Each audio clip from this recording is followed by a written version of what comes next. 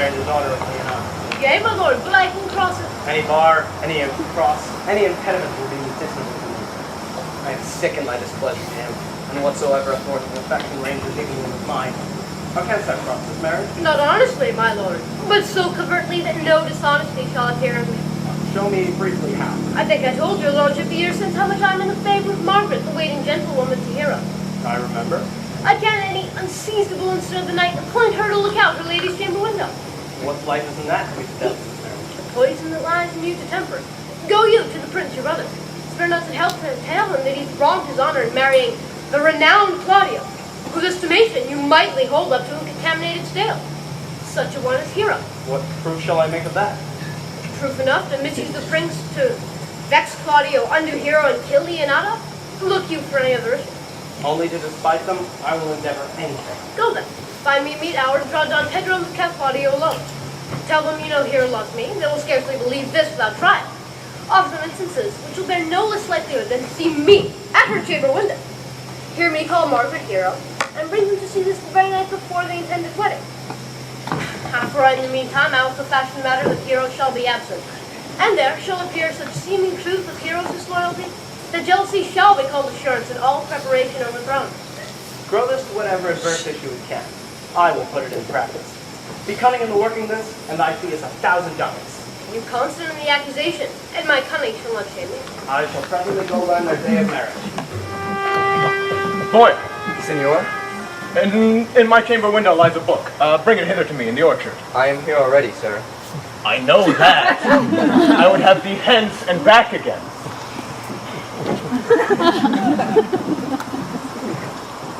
I do but wonder that one man, seeing how another man is a fool when he dedicates his behaviors to love, will, after laughing at such shallow folly, become an argument to his own scorn by falling in love. Such a man is Claudio. I had known when there was no music in him but the drum and the fife. Now would he rather hear the tabor and the pipe. I had known when he had walked 10 miles afoot to see a good armor. Now will he lie 10 nights awake, carving the fashion of a new doublet. He want to speak plain and to the purpose, like an honest man and a soldier. Now he's turned orthography. His words are a very fantastical banquet, just so many strange dishes. May I be so converted and see with these eyes? I cannot tell. I think not. I will not be sworn, but love may transform me into an oyster. I will take an oath on it. Till he hath made an oyster of me, he shall never make me such a fool. One woman is fair, yet I am well. Another wise, yet I am well. Another virtuous, yet I am well. But till all graces be in one woman shall not come into my grace. Rich, she shall be, that's certain. Wise, or I'll none. Virtuous, or I'll never cheapen her. Fair, or I'll never look on her. Mild, or not I for an angel. Noble, of excellent discourse. A good musician, and her hair shall be of what color it pleases God. Here comes the prince and Monsieur Love. I will hide me in the arbor.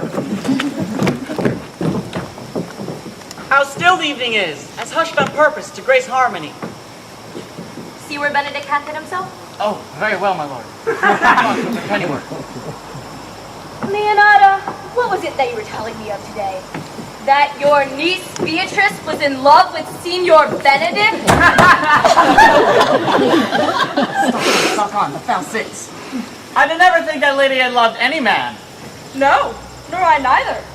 Most wonderful that she should so dote on Signor Benedict, whom she hath in all outward behavior seems ever to abhor.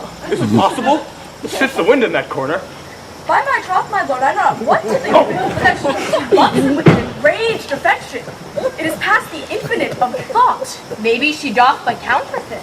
Hey, like not. Oh, God, counterfeit. There was never counterfeit. Near the life of passion, as she discovers it. Why, what effects of passion shows she? Think, look well, this fish will bite. What effects, my lord? She will sit you. You heard my daughter tell you how. She did indeed. How, pray?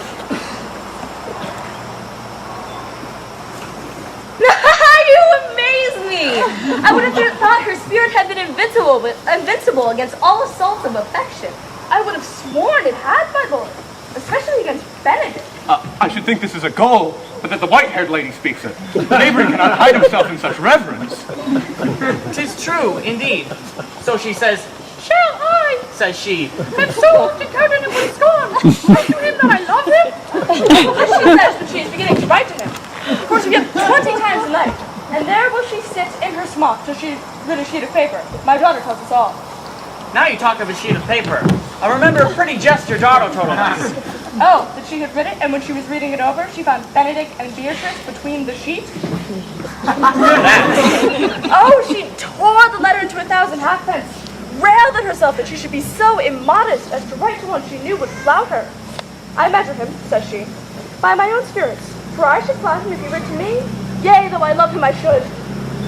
Then, down upon her knees she falls, weeps, sobs, beats her chest, tears her hair, curses, prays, "Oh, sweet Benedict, oh, give me patience!"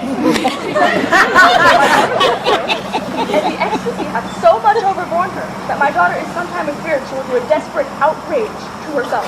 It is very true. If we're good Benedict knew of it by some other, she will not discover it. To what end? He would make but of a sport of it and torment the poor lady worse. But she is an excellent sweet lady. And out of all suspicion, she is virtuous. And she's exceeding wise. In everything but in loving Benedict. Oh, my lord! We have blood burning such a tender a body. We have 10 proofs to 1 that blood hath the victory. I am sorry for her, as I have just caused, being her aunt and her guardian. I would she had bestowed this dotage upon me, I would have dapped all other respects and made her half myself. I pray you, tell Benedict of this, and see what it will say. For good, my dear? Hero thinks surely she will die, for she says she will die, if he love her not, and she will die, ere she make her love known, and she will die, if he woo her, rather than bate one breath of her accustomed crossness. She doth well, if she makes tender of affection, 'tis very possible he'll scorn it. For the man, as you all know, hath a contemptible spirit. He's a very proper man. He doth indeed show a good outward happiness. Before God, and, in my mind, very wise. He doth indeed show some sparks that are like the... Down. Shall we go seek Benedict and go tell him of her love? Never tell him, my lord. Let her wear it out with good counsel. Nay, that's impossible. She may wear her heart out first. We will hear more of it from your daughter. Let it cool for a while. I love Benedict well, but I sure wish he would modestly examine himself so we could see how unworthy he is, so good a lady. My lord, will you walk? Dinner is ready. If you don't dote upon this, I shall never trust my expectation. Let there be the same net spread for her, that her and her gentlewoman shall carry. The sport shall be when they hold one in opinion of each other's dotage. And that will be the scene I'd like to see. And it would be merely a dumb show. Come, let us go get her to call him in for dinner.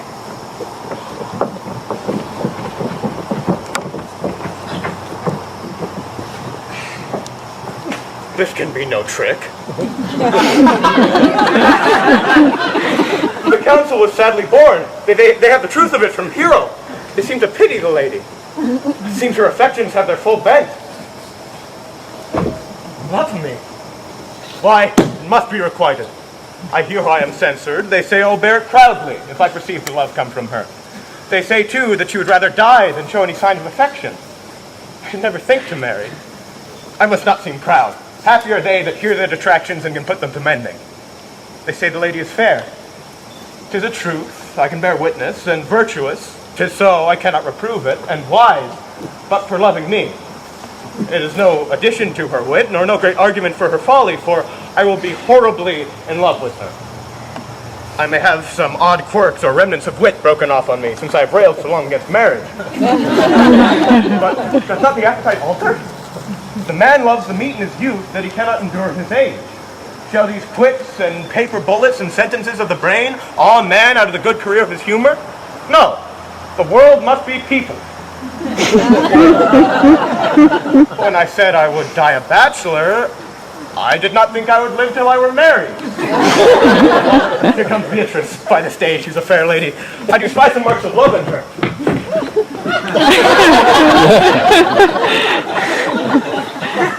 Against my will, I am sent to bid you come in to dinner. Oh, fair Beatrice, I thank you for your pains. I take no more pains for these thanks than you take to thank me.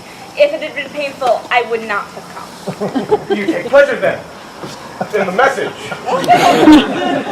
Yea, as much as you may take upon a knife's point and choke a doll withal. You have no stomach, soon you fare you well.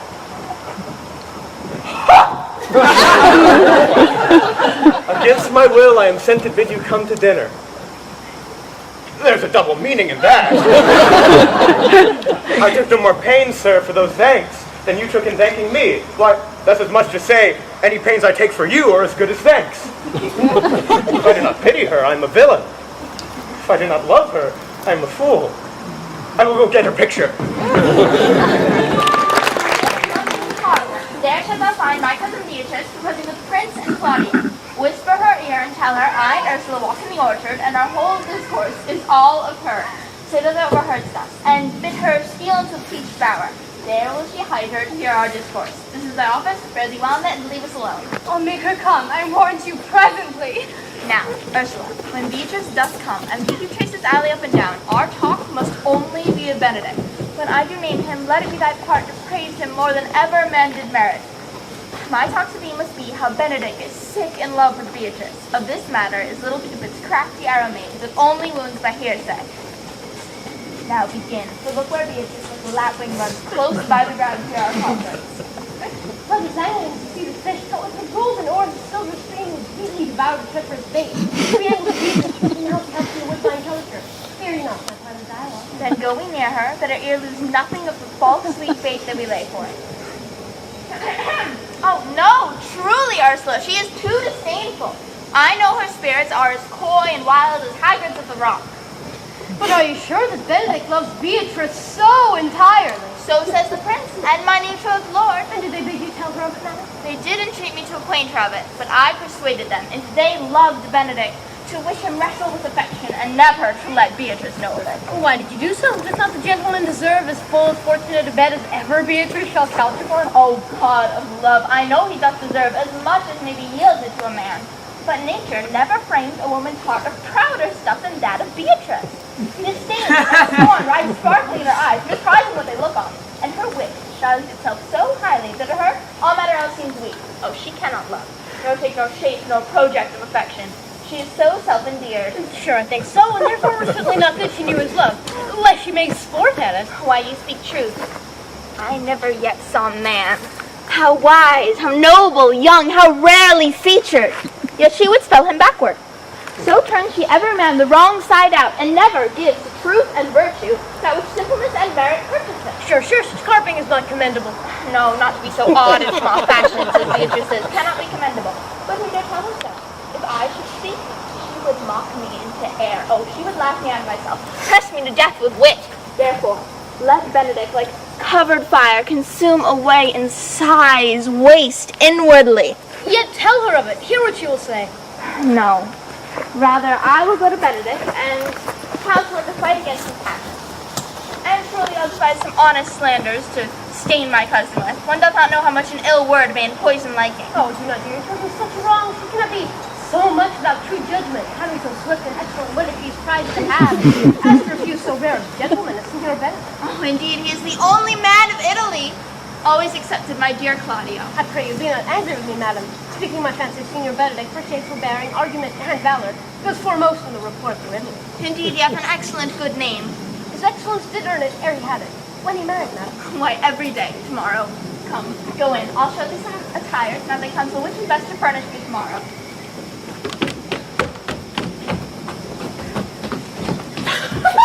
She's lied, I warrant you. We've caught her, madam. If it proves so, then loving goes by halves. Some do the kills with arrows, some with traps. What fire is in my ears? Can this be true?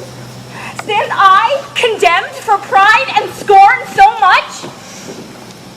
Contempt, farewell. And maiden pride adieu. No glory lives behind the back of such. And Benedict, love on. I will requite thee, hailing my wild heart to thy loving hand. If thou dost love, my kindness shall incite thee to bind our loves up in a holy band. For others say thou dost deserve, And I believe it's better than reporting the news. I do but stay till your marriage be consummate. Then I go toward Aragon. I'll bring thee thither, my lord, if you'll vouchsafe me. No, for that would be a great soil in the new gloss that is your marriage. It would be as if to show a boy a coat and then forbid him to wear it. I will be only bold with Benedict for his company, for from the crown of his head to the sole of his foot, he is all mirth. He hath twice or thrice cut Cupid's bowstring, and the little hangman dare not shoot at him. His heart is as sound as a bell, and his tongue is the clapper. For what his heart thinks, his tongue speaks. Gallant, I am not as I have been. He thinks you are sadder. I think he be in love.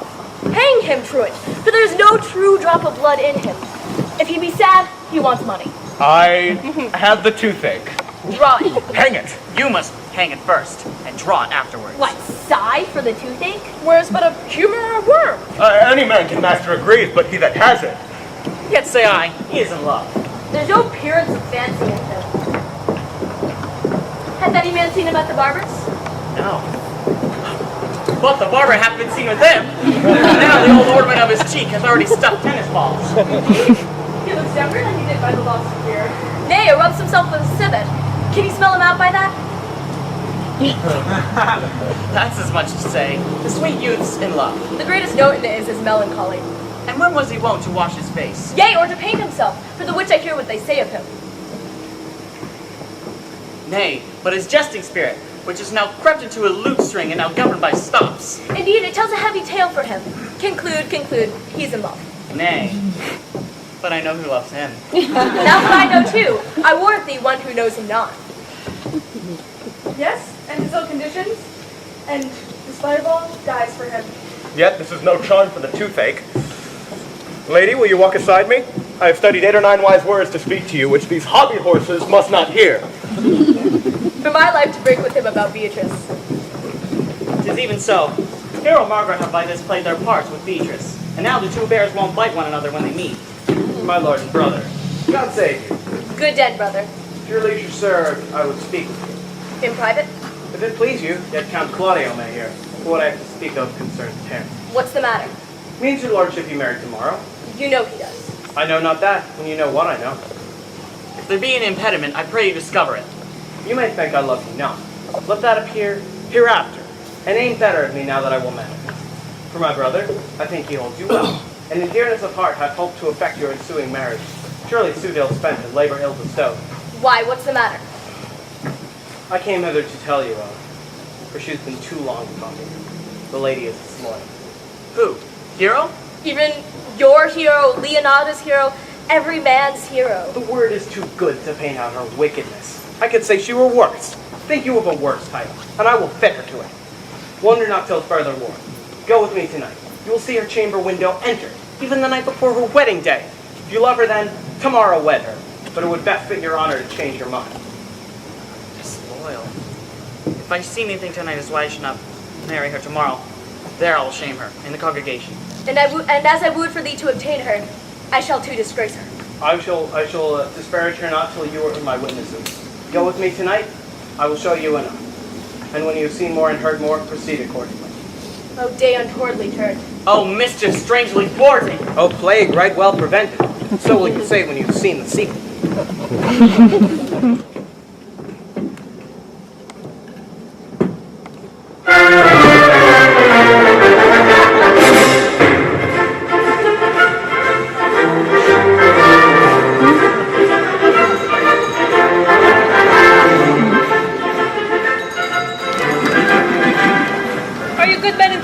Yea, or else it were a pity, but they should suffer salvation, body and soul. Nay, that were punishment too good for them. If they should have any allegiance in them, being chosen for the prince's watch. Well, give them their charge, neighbor Dogberry. First, who think you the most desertless man to be constable? Hugh Oatcake, sir, or Peter Seacole, for they can both write and read. Come hither, neighbor Seacole. God hath blessed you with a good name. To be a well-favored man is a gift of fortune, but to write and read comes by nature. Both which, Master Constable? You have! I knew it would be your answer. Well, for your favor, sir, why give God thanks and make no boast of it? And for your writing and reading, let that appear when there is no need of such vanity. You are thought here to be the most senseless and fit man for the constable of the watch. Therefore, bear you the lantern. This is your charge. You shall comprehend all vagrant men. You are to bid any man stand in the prince's name. How if he will not stand? Why then, depart in peace. And continue. If he will not stand when he is bidden, he is none of the prince's subjects. True, and there to meddle with none but the prince's subjects. You shall also make no noise in the streets, for the watch to babble and to talk is most tolerable and not to be endured. We will rather sleep than talk. We know what belongs to a watch. Why, you speak like an ancient and most quiet watchman. For I cannot see how sleeping should offend. Only have a care that your bills be not stolen. Well, you are to call at all the alehouses and bid those that are drunk, get them to bed. Now, how if they will not? Why then, let them alone till they are sober. If they make you not then the better answer, you may say they are not the men you took them for. Well, sir. If you meet a thief, you may suspect him. By virtue of your office, you be no true man. For such kind of men, the less you meddle or make with them, the more is for your honesty. If we know them to be thieves, shall we not lay hands on them? Truly? By your office you may. But I think they that touch pitch will be defiled.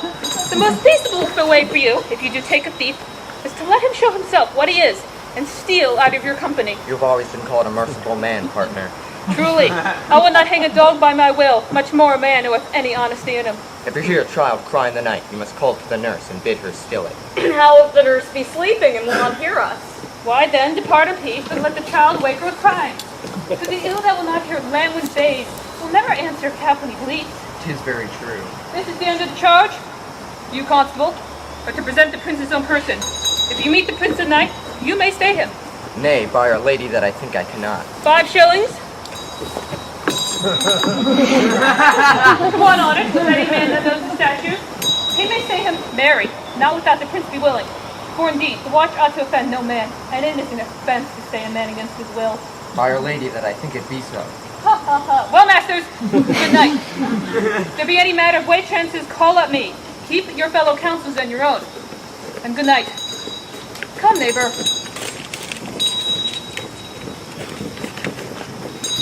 Well, masters, we hear our charge. Let us sit here upon the church bench until 2, and then all to bed. One word more, honest neighbors.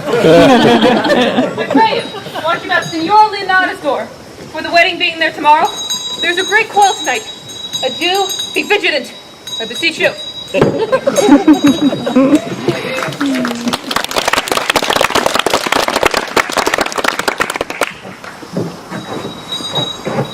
What? Conrad! Peace! Stir not. Conrad, I say! Here, man, my elbow. That's my elbow, right? I thought they were scabs, Follow. I love the answer for that now. Forward to thy town. Therefore, no ever, Don John, 1,000 ducats. Is it possible that any villainy should be so dear? I should rather ask, but the villainy should be so rich. When rich villains have these poor ones, the poor ones may make the price they will. I wonder at it. Thou show thou art unconfirmed.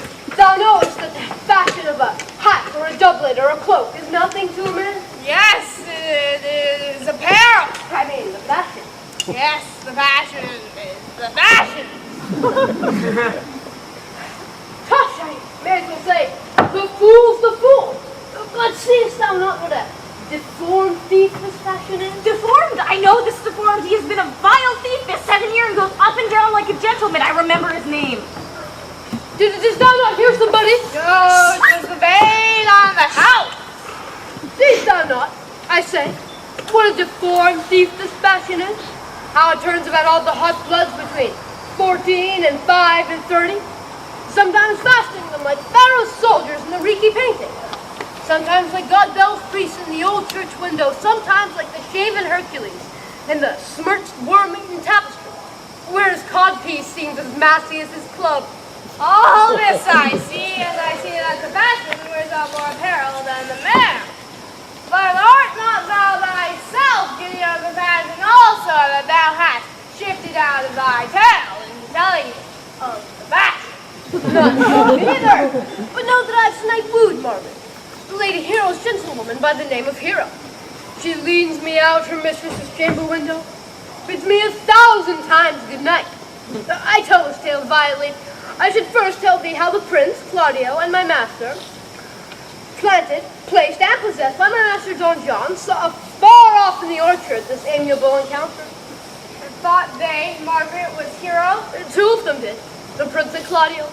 But the devil, my master, knew she was Margaret, and partly by his oaths, which first possessed them, partly by the dark night which did deceive them, but chiefly by my villainy, which did confirm any slander Don John had made.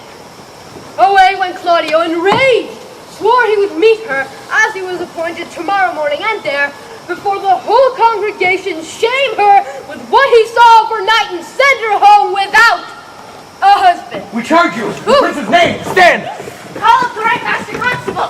We have here recovered the most dangerous piece of lechery that ever was known in the Commonwealth. Masters, masters.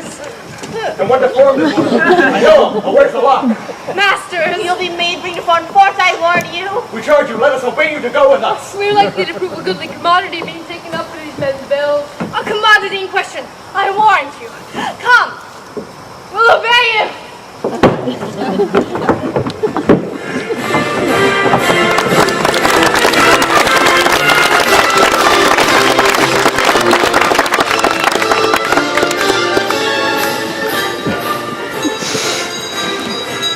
Interminable! Intermission!